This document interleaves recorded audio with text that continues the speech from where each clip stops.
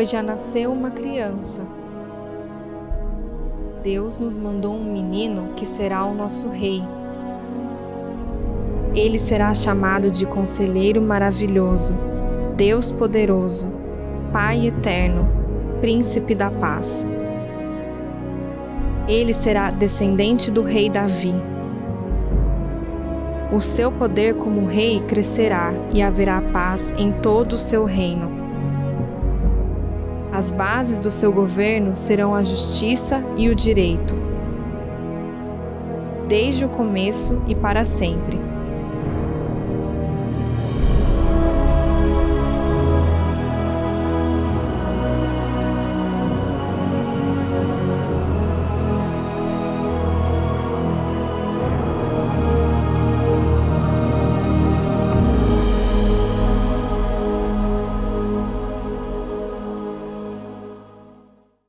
Esperança no meio das dificuldades da vida. A série que nós temos estudado nesse último mês, e hoje nós chegamos ao final, aquilo que a gente chamou de série de Natal, ou série de dezembro, nós conversamos sobre vários aspectos da esperança e como o nascimento de Jesus pode trazer esperança para a gente. Então a gente falou sobre a promessa de Jesus, a gente falou sobre aquele momento em que Cristo nasceu e como isso pode ser aplicado para nós. E a gente, nesse último domingo do ano, quer conversar com vocês sobre esperança no meio das dificuldades da vida, gente. Chegando no final do ano, como é que a gente pode, nesse período, ter as nossas esperanças renovadas, ou a nossa esperança renovada?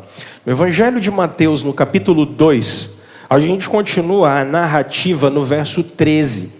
Lembrem-se que semana passada eu conversei com vocês até o verso 12, do nascimento de Jesus. Agora eu quero passar um pouquinho, nós vamos até o verso 23, Mateus capítulo 2, do verso 13 até o verso 23. Mateus capítulo 2, do verso 13 até o verso 23. E nós vamos conversar sobre esperança no meio das dificuldades da vida. O texto bíblico diz o seguinte, Mateus capítulo 2, verso 13. Depois que partiram, um anjo do Senhor apareceu a José em sonho e ele disse: levante-se, tome o menino e a sua mãe e fuja para o Egito. Fique lá até que eu lhe diga, pois Herodes vai procurar o menino para matá-lo. Então ele se levantou, tomou o menino e sua mãe durante a noite e partiu para o Egito, onde ficou até a morte de Herodes. E assim se cumpriu o que o Senhor tinha dito pelo profeta: do Egito chamei meu filho. Quando Herodes percebeu que havia sido enganado pelos magos, ficou furioso e ordenou que matassem todos os meninos de 2 anos para baixo, em Belém e nas proximidades, de acordo com a informação que havia obtido dos magos. Então se cumpriu o que fora dito pelo profeta Jeremias. Ouviu-se uma voz em Ramá, choro e grande lamentação. É Raquel, que chora por seus filhos e recusa ser consolada, porque já não existem. Depois que Herodes morreu, um anjo do Senhor apareceu em sonho a José no Egito e disse: levante-se, tome o menino e sua mãe e vá para a terra de Israel, pois estão mortos os que procuraram tirar a vida do menino. Ele se levantou, tomou o menino, sua mãe e foi para a terra de Israel. Mas ao ouvir que Arquelau estava reinando na Judéia em lugar do seu pai Herodes, teve medo de ir para lá. Tendo sido avisado em sonho, retirou-se para a região da Galileia e foi viver numa cidade chamada Nazaré. Assim cumpriu-se o que fora dito pelos profetas: ele será chamado Nazareno. Vamos orar? Ó Senhor, Senhor nosso, quão magníficos são os teus caminhos e quão magnífica é a sua palavra. E o que nós queremos pedir ao Senhor é que hoje, no último domingo do ano, o Senhor, por favor, renove as nossas esperanças, mesmo no meio das dificuldades da vida, em nome de Jesus. Amém. Meus irmãos, esse último domingo do ano e essa série, na verdade, normalmente a gente chega no final do ano muito cansado. E a gente sabe que a partir de semana que vem não vai mudar nada. Por exemplo, a gente tem um ano novo que começa no sábado. Você sabe que quando der dia 3, segunda-feira, você vai voltar a trabalhar. Você sabe que as contas vão continuar a chegar. Se você tem um exame para fazer e está apreensivo por causa dele, não vai mudar nada porque mudou um número. Não vai mudar nada de que mudou 2021 para 2022, não vai mudar nada. A gente sabe disso. A gente vai ter que continuar na dinâmica da vida. Isso é fato. Mas a nossa mentalidade, ela funciona por ciclos. E você sabe disso. A gente consegue mensurar as coisas melhor quando a gente trabalha por ciclo. Por exemplo, eu acabei de terminar a faculdade, logo agora eu vou me dedicar só ao trabalho. É um ciclo. A vida é feita desses ciclos. Por exemplo, a criança agora parou de amamentar e ela começa a comer papinha. São ciclos, né? Olha, antes eu estava grávida e agora eu começo com o ciclo de cuidar da criança. Nós funcionamos assim, a gente percebe que ciclos começam e se fecham na nossa vida, assim como a gente sabe que, por exemplo, é importante, a gente fecha ciclo. 2021 está sendo um ano que está sendo fechado, e aí a gente percebe que está fechando um ciclo, e isso é maravilhoso, porque a gente para e olha, bom, como é que foi esse ano? Como é que as coisas aconteceram? Quais são as expectativas que a gente tem para diante? Então, quando a gente pensa nessa série, ela é para a gente analisar, porque nós passamos 2 anos muito sofridos, gente. Foram muito difíceis para todos nós. E pensem bem, que loucura que a gente está vivendo no final desse ano de 2021. Porque você fala assim, agora as coisas vão se acalmar. Cara, a gente está numa epidemia de gripe. Você parou para pensar nisso? Nós estamos numa epidemia de gripe em dezembro. Eu vou fazer 38 anos. Eu não me lembro de uma epidemia de gripe em dezembro. Eu não me lembro nem qual foi a última epidemia de gripe que a gente teve. Se eu não me engano, eu acho que foi em 2009, 2008 ou 2011, sei lá, que foi uma epidemia que a gente ficou com medo de H1N1. Na época, quem vai lembrar, teve uma gripe que aconteceu lá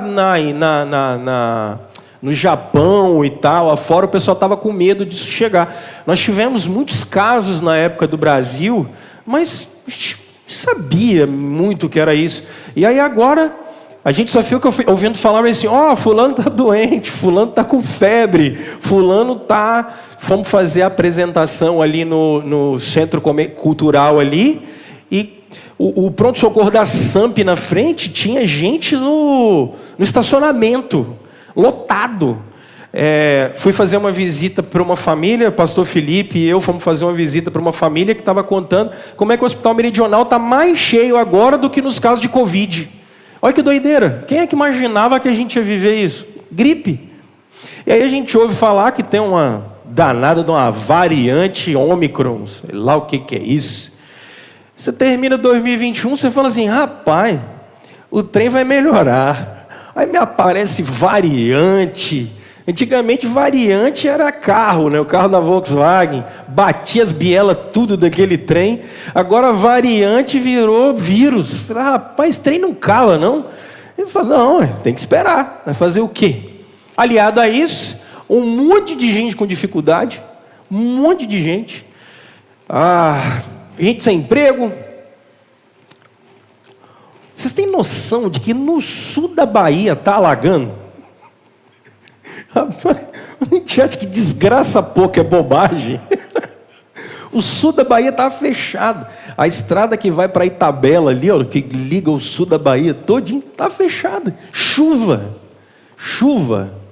no norte do Espírito Santo, alagando tudo, gente. Gente perdendo tudo. Fala assim, rapaz, não acaba não esse trem. Aí a gente começa a analisar e a gente percebe assim, meu Deus, quanto sofrimento de gente com dificuldade, de gente sem emprego, quanto sofrimento, gente. E aí, agora pela manhã, a gente estava conversando aqui na Assembleia, vocês perceberam, teve um casal aqui da igreja de muitos anos, o seu Nilton e a dona Laide, perderam um filho afogado ontem. Olha que coisa. E eles já perderam um filho há mais ou menos uns 12 anos, um filho mais velho. E ontem perderam o filho mais novo, dos 3 filhos que eles têm.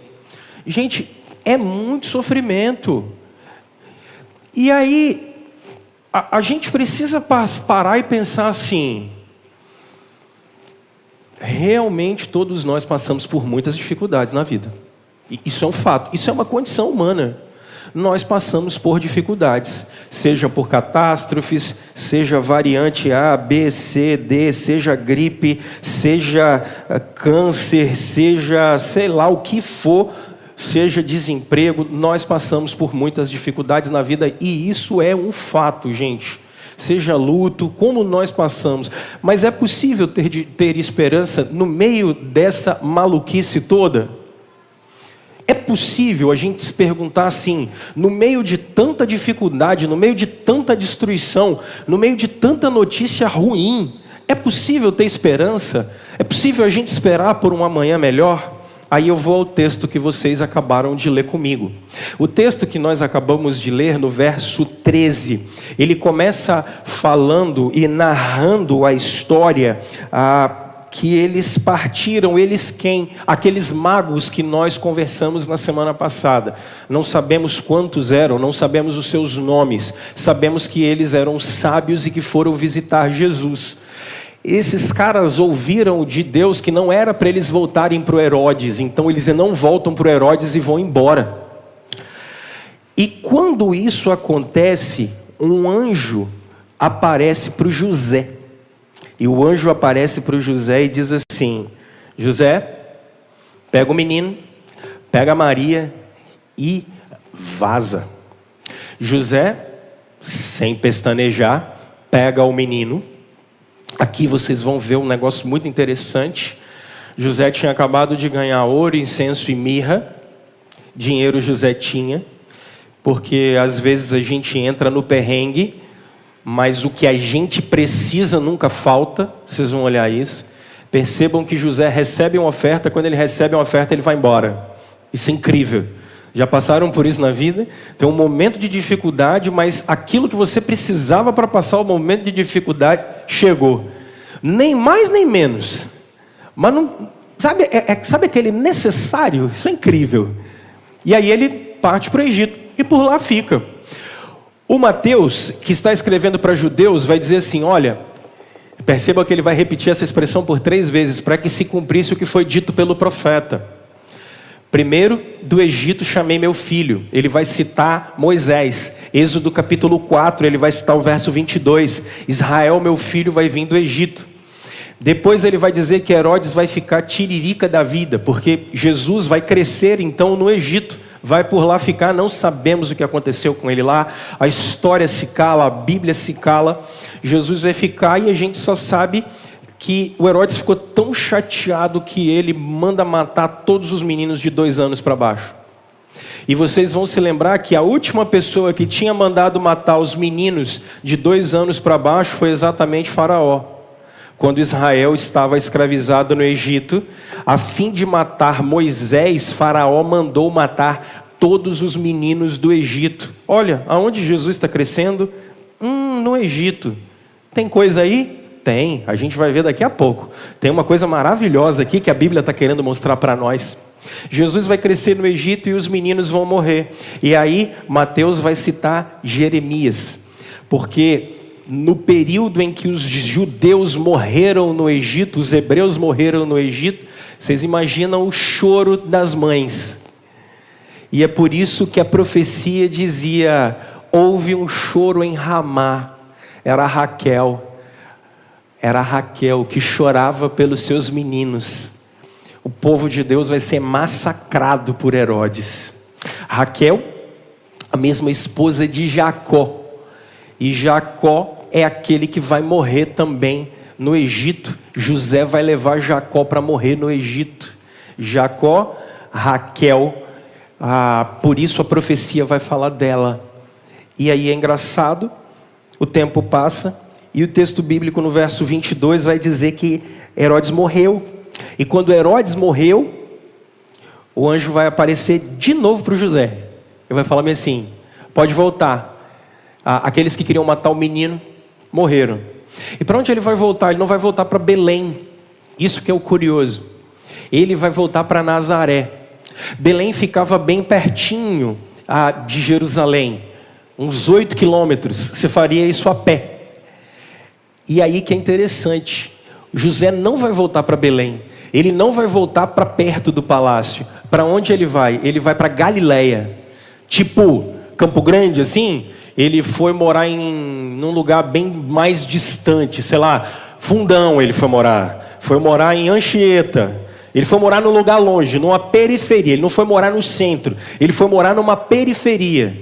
Quanto mais disfarçado ele tivesse no meio do povo, melhor, que ninguém olhasse quem era ele. E ali ele vai mais uma vez dizer de uma profecia, possivelmente Isaías capítulo 11, verso 1, de que o menino vai morar em Nazaré, porque ele vai ser chamado de Nazareno. E isso é engraçado.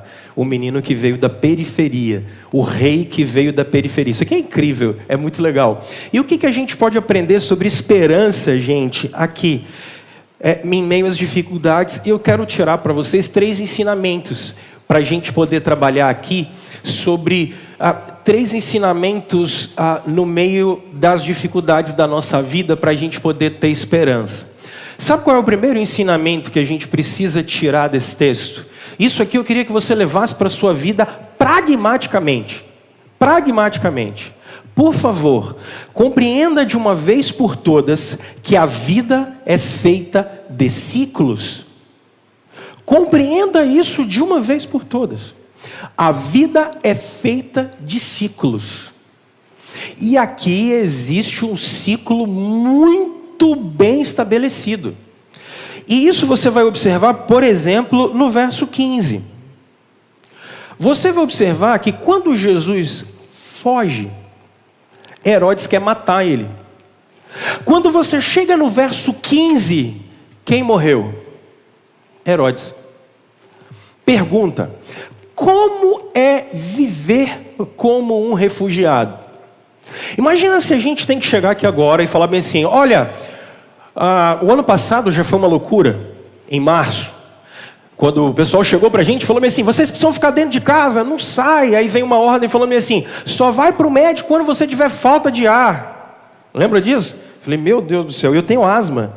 Eu falei: rapaz, o povo com falta de ar, o nego vai passar um perrengue aí. Então, fomos para... Agora, imagina alguém chegar para você e falar bem assim: levanta, pega tudo que você tem e vai embora. Gente, isso não é fácil. Já dormiram fora de casa? A gente que é mais velho, especialmente. Você fica na rua até 2 da manhã, você vira à noite se for preciso, não é? Mas cara, minha cama, meu reino.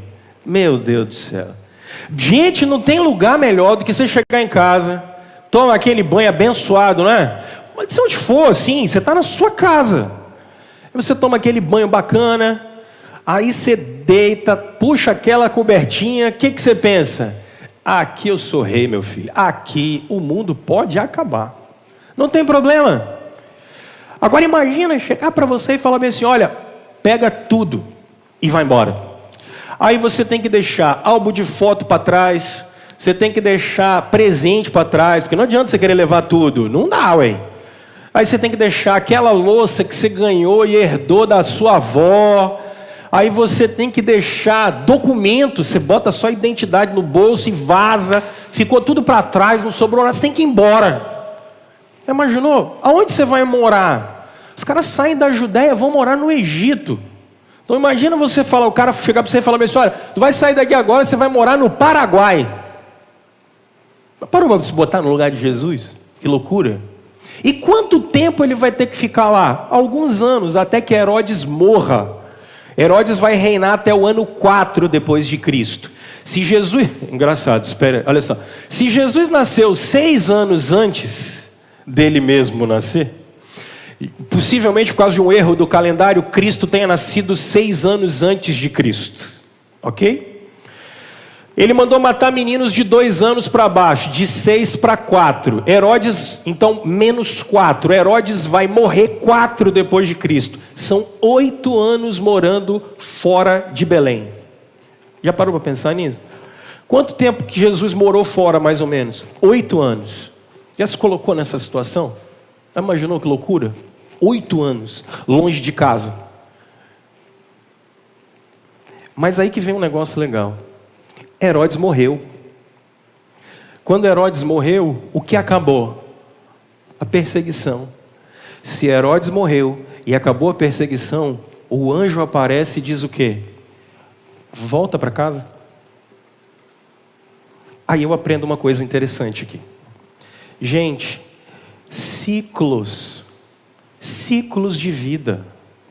Ciclos de vida. Nós precisamos entender o ciclo das nossas vidas. O que eu quero dizer com isso? Eclesiastes, no capítulo 3, vai ensinar isso para nós de uma maneira incrível. Existe tempo para todo propósito debaixo do sol. Se lembram? Há tempo de nascer, há tempo de morrer. Há tempo de fartura e tempo de escassez. Há tempo de alegria e há tempo de tristeza.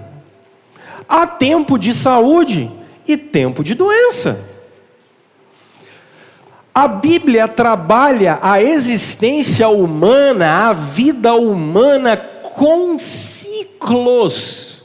Nós temos ciclos muito bem estabelecidos. Só que qual é o maior problema, e aqui é a maior chave de tudo? Nós vivemos numa cultura que o tempo todo sinaliza uma dose de adrenalina para a gente ter felicidade. O tempo todo, gente. O tempo todo. O tempo todo. Lembra a última vez que você ficou doente? Você ficou 1 dia de cama. 2 dias.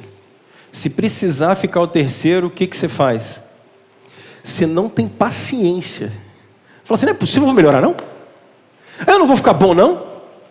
3 dias. O ano tem 365, o cara fala assim, 3 dias. Você não aguenta. Por que isso? A nossa cultura prega desempenho, felicidade, uma dosezinha de adrenalina para você ficar. É a cultura dos campeões, é a cultura do quanto mais melhor e tal. Só que a vida não é assim. A vida não é assim. Vocês querem ver um exemplo muito bacana? Agora não vai dar para vocês perceberem isso.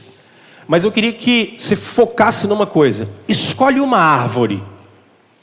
Escolhe uma árvore perto da sua casa. E se você tiver diligência, acompanha o ano todo essa árvore. Sabe o que vai acontecer agora? Ela está cheia de fruto. Escolhe uma mangueira, por exemplo. Ela está cheia de fruto. Sabe o que vai começar a acontecer? Ela vai ficar com muita flor no início do ano. Sol, chuva.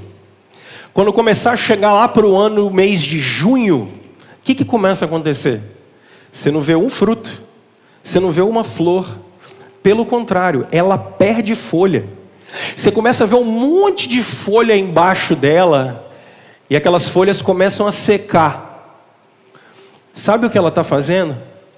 Para passar pelo inverno, o que ela faz? Ela abre mão de produzir fruto. Ela abre mão de ficar bonita. Ela não tem flor nenhuma. Ela abre mão disso. E ela abre mão de ficar vicejante, toda verdinha. Ela deixa as folhas irem embora. Sabe por quê? Porque ela está economizando energia. Ela sabe que numa temperatura mais baixa ela precisa economizar energia. Ela sabe que no inverno ela não tem sol que vai poder fornecer energia e água suficiente para ela. Ela sabe disso. Porque quando dá o inverno, ela vai ficar bem quietinha. E ela vai abrir mão de um monte de coisa. Sabe por quê? Sabe o que ela entende? Ciclo. Ciclo. Ela entende que o ano todo não é hora de fazer festa. Ela entende que o ano todo não é momento de você ficar esbanjando. O ano todo não é momento de você ficar mostrando as folhas. Ela não tem mais energia. Então, o pouco que eu tenho, eu guardo. Porque ciclos. Agora aplica isso para a sua vida. Ciclos, gente. A gente vive ciclos. Tem dia e tem época que as coisas estão andando bem. Recebemos um aumento. Uau! Nossa, fomos promovidos, que coisa boa! Mas, puxa vida, tem uma crise danada, a inflação disparou. Cara, vai no supermercado, 20 contos, você não compra nada. Você pega 2 sacolinhas, dá 100 contos. Você fala, meu Deus, não adiantou nada o aumento, porque não tem grana. Aí a gente para e fala assim, rapaz, há 10 anos a gente ia no supermercado com R$100, fazia a feira do mês. Aí chega agora em 2021 para 2022, a gente fala assim, meu irmão, com 100 conto, não dá para comprar nem um pente de ovo direito, cara. Você não compra comida nem para semana, olha que doideira. O que é isso, gente? Ah, é o governo. Não, pode ser. Ah, é o mundo. Ah, é a pandemia. Tá bom, gente. Isso é ciclo. A vida é feita de ciclo. Nossa, olha, teve uma época da minha vida que eu tinha era saúde, viu? Rapaz, você olhava assim. Bora! Vai, mas o corpo cansa. Ontem eu fui dar um pulo na roça ali, conversei com alguns de vocês, fui dar um pulo na roça, cheguei lá 3 horas da tarde, fui ajustar uns negócios. Ô, gente, as costas estão doendo aqui, viu? E sobe, desce, pega trem pra cá. Mas se fosse há 10 anos, eu não sentia nada. É daqui a pouco. E daqui a 10 anos, então? Rapaz, só esporão. Ciclo. Não adianta, gente. Ciclo. Tem época na vida da gente que o casamento tá uma gracinha. Mas tem época na vida da gente que a gente... Qual é a pergunta que você faz todo dia quando você levanta? Oh, Deus, por que eu fui casar com essa mulher? Morre não, Senhor. Separar não pode, essa mulher não vai morrer não, Deus. Esse homem não morre não, Jesus. Ciclo, gente. Ciclo. São coisas que acontecem. Períodos em que, sei lá, estava tudo bem no emprego, no trabalho, estava tudo legal. Aí aconteceu, deu uma virada e tal. Rapaz, você chega no trabalho, parece que você está chegando no Vietnã, a guerra. Você fala assim, bicho, da onde? Você não entende. Mas o que é isso? Ciclo, gente. A vida é feita de ciclos. Por isso, nesses ciclos a gente lida com luto. A gente lida com nascimento. A gente lida com saúde, a gente lida com doença. A gente lida com fartura, mas a gente também lida com escassez. A gente lida com emprego, mas a gente também lida com desemprego. A gente lida, às vezes, está tudo bem na família da gente, mas às vezes vem um filho de Belial lá de não sei aonde, com um monte de problema, que traz problema para dentro da casa da gente. Já viram isso? Acontece. O que é importante a gente extrair aqui?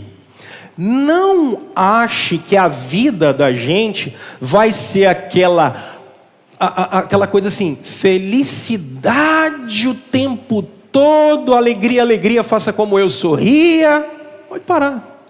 Isso não existe, gente. Aí, qual é a aplicação que eu faço para eu poder passar para o segundo ensinamento aqui? Nós precisamos nos preparar. É aqui que eu queria chegar. A gente tem que se preparar. Então, qual é a hora de você buscar a Deus? Eu sei, alguns vão falar assim, toda hora. Não é disso que eu estou falando. Eu aprendi isso com o Tim Keller. Qual é o momento de você estudar teologia? Qual é o momento de você aprender sobre o Senhor? Qual é o momento de você aprender sobre o caráter de Deus e ter intimidade com Deus? Cara, é quando está tudo bem. Qual é o momento de você juntar dinheiro? Quando está tudo bem. Está sobrando? Então, se está sobrando, o que você faz? Você torra tudo. Tá sobrando, o que você faz? Você chega no restaurante, aí como é que você pede comida no restaurante? Tem uns caras que pedem comida no restaurante assim, tá o cardápio na frente dele, ele só olha para o lado esquerdo. A coluna da direita, que é a que importa, ele não olha não. Aquela ali que tem o valor. Se tem 3 dígitos para cima, então aí que o pau quebra mesmo. Aí o cara tá tudo bem na vida dele, ele não olha da coluna direita o preço não. Ele só olha e fala assim, meu irmão, eu quero isso. Aí vem um período de dificuldade, o que o cara tem? Nada. Entende isso? A gente se prepara. Na vida a gente se prepara. Porque na hora que você vai passar o perrengue, aí o que a gente faz? Aí a gente ora. E é bom que seja assim. É bom. Só que na hora que a gente passa o perrengue, aí a gente já conhece o caráter de Deus. Aí a gente já tem intimidade com Deus. Aí a gente já sabe que a gente vai gastar tempo com Ele. E Ele vai ouvir a gente. E você vai passar por isso, tá? Fica tranquilo. Esse momento de Egito vai chegar, não tem jeito. Para todo mundo. Para todo mundo. Eu vou adoecer, eu vou perder emprego, vai acontecer. Meus filhos vão ter problema, eu vou ter problema, minha mulher vai ter problema, minha mãe, meu pai tem problema que os outros vão arrumar para mim. Fato. Isso vai acontecer. E não é porque é o diabo. Não adianta você amarrar o diabo, meu filho. Esquece. Isso aí é o fruto do pecado. Isso vai acontecer. Agora, é por isso que tenha sede de Deus o tempo todo. Se prepare o tempo todo. Então, o que eu quero dizer para você? Ao invés de você deixar para cuidar de você, na hora que você tiver que fazer 4 cateterismos, 2 mamárias e uma ponte safena, você se prepara e cuida do corpo antes. Vai fazer exame de mama quando? Quando sentir caroço? Não, cara, tem que fazer o tempo todo, isso é preparo. Porque pode ser que um dia você descubra, mas aí os exames estão em dia para tratar, é mais fácil. Ciclo, cara. Ciclo. Se preparem. Preparem o coração, preparem a alma, preparem o bolso, preparem as emoções. É preparo. A gente se prepara para o dia mau. Porque ele vai chegar. Não adianta. Então, qual é a lição primeira, o ensinamento primeiro que eu acho que a gente tem que entender aqui? A vida é feita de ciclos. O que eu estou querendo dizer? Vocês vão passar dias bons, mas vocês vão passar dias que vocês queriam nem ter nascido. E eu também.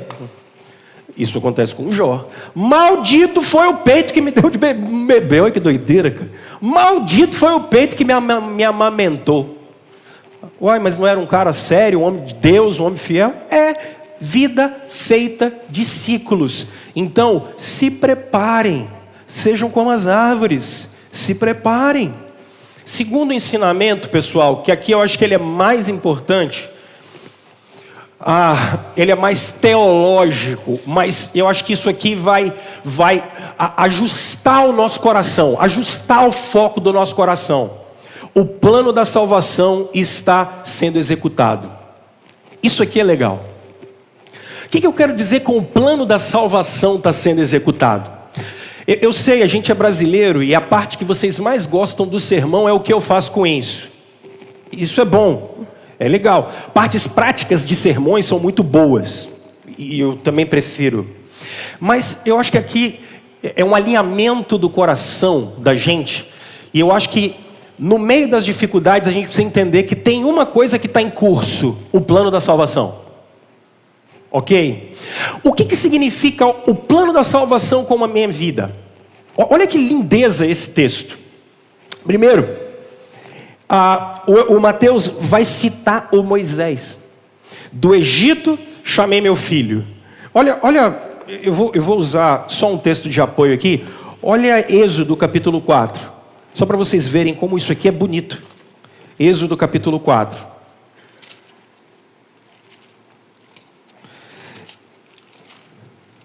Êxodo 4. Olhem o verso 22.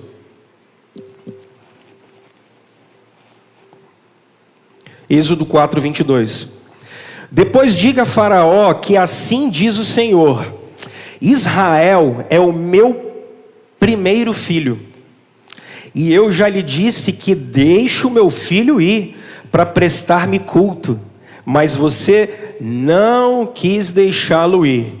Por isso, matarei o seu primeiro filho. Lembra das pragas do Egito? Agora volta para Mateus. O que acontece com a história de Israel? Presta atenção. Israel está escravizado por Faraó, ok? Moisés nasceu. Meninos de 2 anos para baixo foram mortos. A mãe, Joquebede, bota o Moisés no Moisés, né? Lembra? Ela bota o Moisés no Moisésinho. E ele vai descendo rio abaixo. A filha de Faraó pega ele. E aonde ele vai crescer? No palácio. Com 40 anos ele acha que ele ia libertar o povo de Israel que está escravizado. Nada. Deus dá um balão nele, ele vai lá para a terra de Midian, fica lá 40 anos. Lá em Êxodo, Deus aparece para ele e ele volta como libertador do povo do Egito. Para onde esse cara vai? Você está em Mateus capítulo 3? Para onde Moisés vai com o povo de Israel? Para o deserto. Lá no deserto, quantos anos eles vão ficar? 40? Eles vão entrar na terra prometida, certo? Quando eles entram da terra prometida, eles estão vindo da onde mesmo? Do Egito, ok? Eles estão vindo da terra prometida, passam pelo deserto e entram na terra prometida por onde? Não, pelo rio. Qual era o nome do rio que eles entraram na terra? Rio Jordão. Vocês se lembram? O Josué pegou o cajado do Moisés, o que ele fez?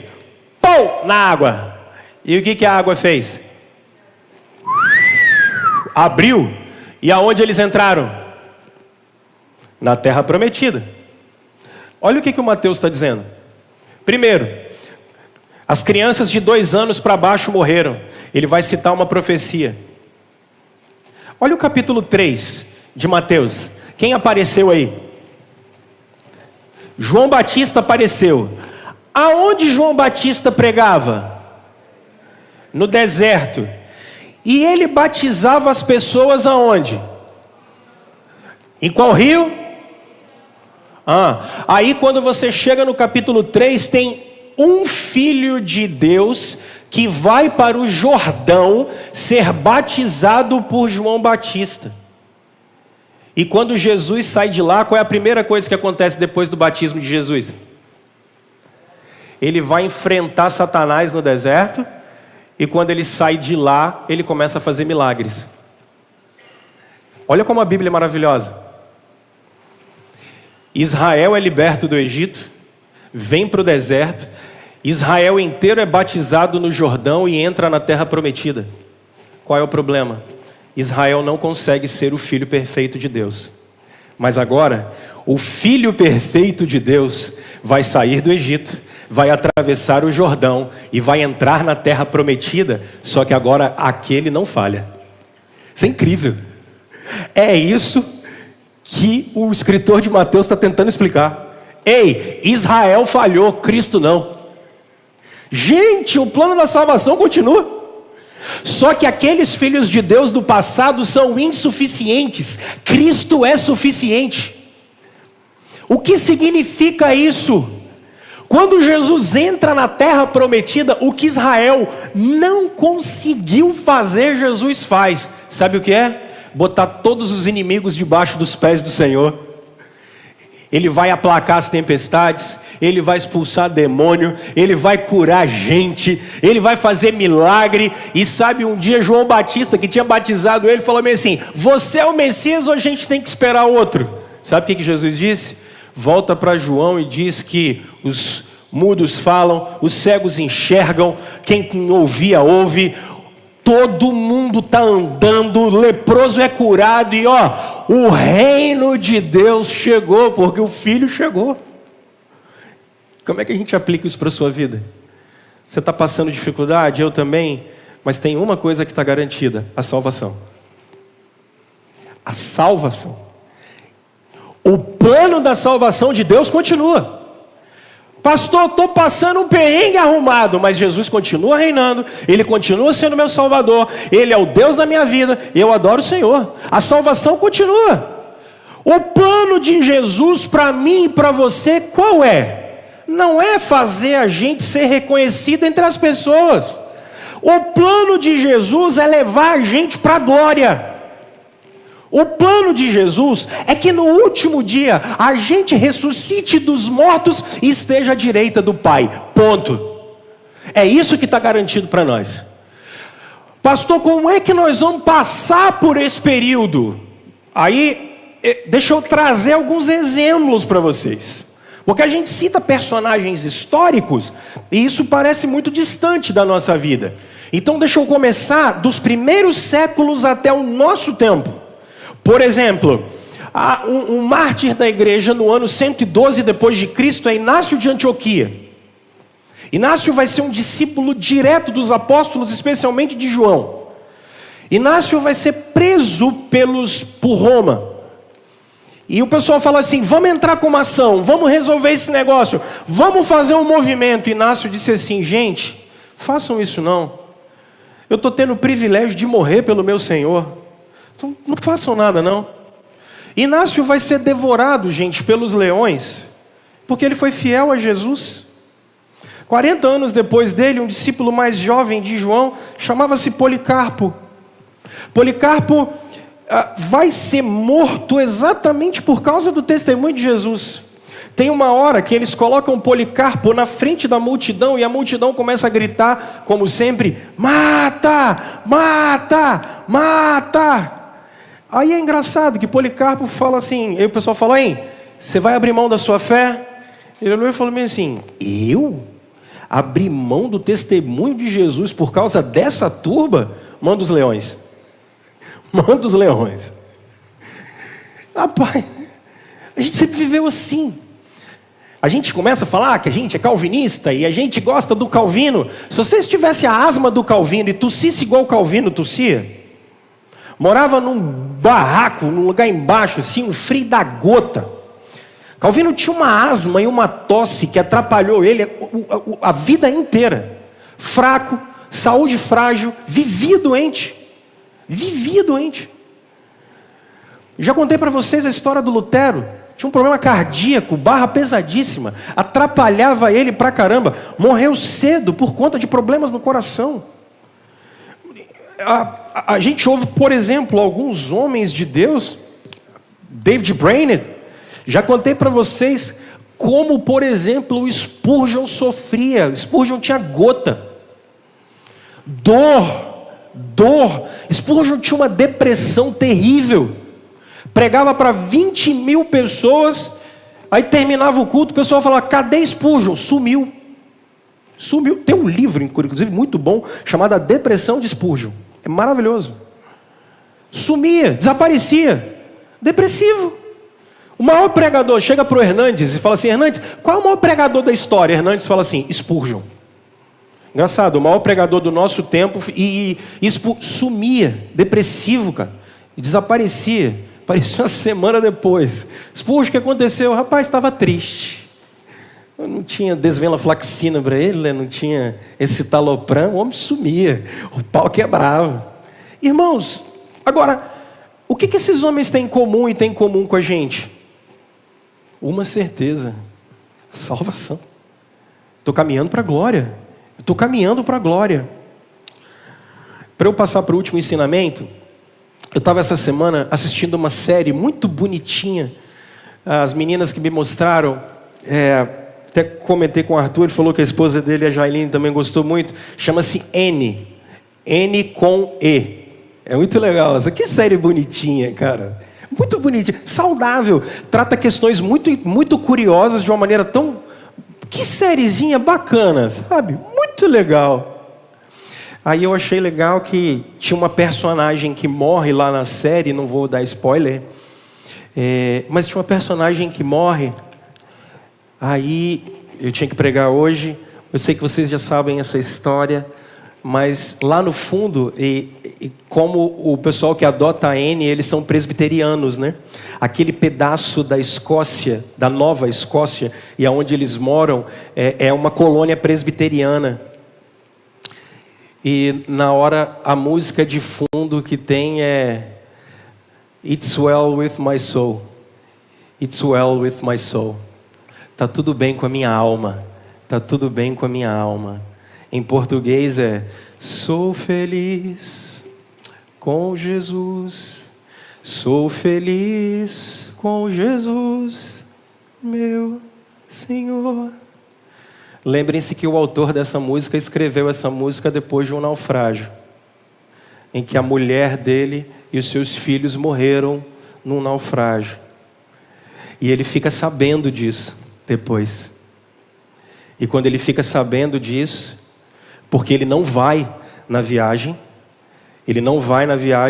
porque a empresa dele pegou fogo. E aí chega depois a notícia, a esposa dele não morreu, desculpa. Quem morre são os filhos dele no naufrágio. E ela na Europa manda uma carta para ele nos Estados Unidos, dizendo que ela estava bem, mas só porque os filhos morreram. E aí ele para e diz, tá tudo bem com a minha alma. Tá tudo bem com a minha alma. Porque eu tenho Jesus. Eu tenho Cristo. Gente, a salvação continua. A salvação continua. Nós vamos passar perrengue, mas o plano da salvação continua. A gente vai se ver na glória. A gente vai se ver no novo céu e na nova terra. A transformação da criação acontece no novo céu e na nova terra, quando Cristo trouxer o reino de uma vez. Não se esqueçam disso. Senão a gente perde o foco, alinha o coração. Momento de dor, momento de perrengue, momento de dificuldade. É o tempo do Egito. Está tudo bem com a minha alma, porque a salvação continua. A obra da salvação continua. Está tudo bem com o meu coração. O meu Cristo está vivo. Está ali. Não entendo nada, mas Cristo está reinando. O plano de Deus continua. A gente vai se ver no novo céu e na nova terra. A gente vai ressuscitar dos mortos. O diabo vai para o inferno. O anticristo, o mal, tudo isso vai ser enterrado por Cristo no inferno. E ele vai reinar. E a gente crê nisso. Está tudo bem com a minha alma, porque o plano da salvação continua. Terceiro e último ensinamento que esse texto tem. Eu acho que eu falei disso todas as vezes que eu preguei, e o Felipe também falou disso. E essa palavra eu queria que não saísse do seu coração. Primeiro, para ir para o Egito, o que é que tem? Oferta. Para ir para o Egito tem oferta. E para voltar do Egito, o que é que tem? A palavra de Deus. O que eu trabalhei com vocês o mês inteiro? Providência. Deus é Deus provedor. O terceiro ensinamento, eu estou fazendo de propósito, eu preguei 3 vezes esse mês para vocês. Nas 3 mensagens eu citei essa palavra, provedor. Falei com vocês na semana passada que a doutrina da providência é a doutrina pela qual Deus ordena, governa e controla todas as coisas. Todas as coisas. Deus é Deus provedor. Agora, o que não falta? Não falta o que precisamos. É isso que não falta. Supérfluo, gente. Supérfluo. Pode faltar. Não tem problema. Até 150 anos atrás, possivelmente, meninas, vocês teriam no máximo 2 vestidos. No máximo, explodindo. Quem fosse muito rico ia ter uns 3, 4. A gente ia ter no máximo umas 2 calças, umas 2 camisas, uma blusa, sapatinho. É o que nós teríamos. Agora, a gente vive numa sociedade em que, consumo agrada ao nosso coração. Comprar deixa a gente feliz. Então, Às vezes a gente acha ruim, não é porque a gente não tem o que precisa, é porque a gente não tem o que quer. E o que quer às vezes a gente não vai ter, gente. Percebe isso? Lembra que eu tenho ensinado para vocês que o que Deus tem compromisso com a gente é para hoje, porque basta o dia o seu próprio mal. Então, se a gente não entende Deus como provedor assim, fica complicado. Olha como é que esses filhos do inferno da teologia da prosperidade falam. Olha a lógica deles. Se o Deus que eu sirvo é o dono do ouro e da prata, logo eu não posso me conformar com uma vida miserável. Hã? Onde você tirou isso? Você está tirando o fato da gente estar numa criação caída. Você está tirando o fato de que a promessa de Deus é para o novo céu e para a nova terra. Está tirando o fato de que Jesus Cristo disse que Ele vai voltar. Então, meus irmãos, por favor, o que nós precisamos ter em mente é que, acima de tudo, Deus é Deus provedor. E aí, gente, eu queria que você olhasse a história da sua vida. Porque esse tipo de coisa é tão na cara. É tão na cara. Porque olha para a história da sua vida. Olha para quantas vezes Deus nos socorreu. Quantas vezes Deus nos socorreu? A gente olha às vezes, meus irmãos, histórias bíblicas, por exemplo, Deus fez o sol parar por causa do Josué e por causa da guerra. Isso aqui é só uma ilustração. Você tem noção de quantas vezes Deus deve ter feito o sol parar por minha causa e por sua causa? Quantas vezes, gente, Deus livrou a gente do mal? Quantas vezes Deus cuidou da gente, protegeu a gente, sabe? Porque Deus é Deus provedor. Deus é Deus provedor. Vem, nunca falta. Nunca falta. Isso é incrível.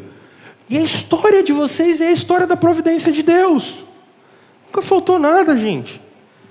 Nunca faltou nada. Vocês sempre tiveram, sempre apareceu. Apareceu recurso, apareceu cura, apareceu ajuda, apareceu sei lá. Só que não se esqueçam disso. Não se esqueçam disso. Porque o que eu estou trabalhando com vocês nesse mês de esperança é porque a chave aqui é você confiar no caráter de Deus. O Senhor que disse que te sustentaria é o mesmo que te sustenta. Ele não muda. Ele não vai amar você mais ou menos. Ele não vai passar a te odiar. Ele não vai passar a me odiar. Ele é o Deus que nos sustenta. Ele é o Deus que provém. Então, não se esqueça disso. Para mudar para o Egito, Deus deu ouro. Deus deu incenso, Deus deu mirra. Vende esse trem todo e bora para o Egito. Mas nós vamos ficar no Egito até quanto tempo? Calma, a providência de Deus entra em ação. José, é na hora de voltar. Bora, vem. Vem que do Egito eu estou chamando meu filho. Vamos embora que o reino de Deus tem que chegar. Então olha só, não confie em mim. Não confie em ninguém que está do seu lado. Confie no Deus que te chamou. Confie no Deus que te amou e enviou o Filho dele. Você tem um compromisso com Jesus e Jesus tem um compromisso com você. Ele vai te levar para a glória e o que você precisar nessa vida, não tenha dúvida, Ele já te deu. Isso não vai faltar. Então se deleite no amor do Senhor. Se deleite na providência do Senhor, no amor dEle, e vamos construir a nossa história como discípulos de Jesus.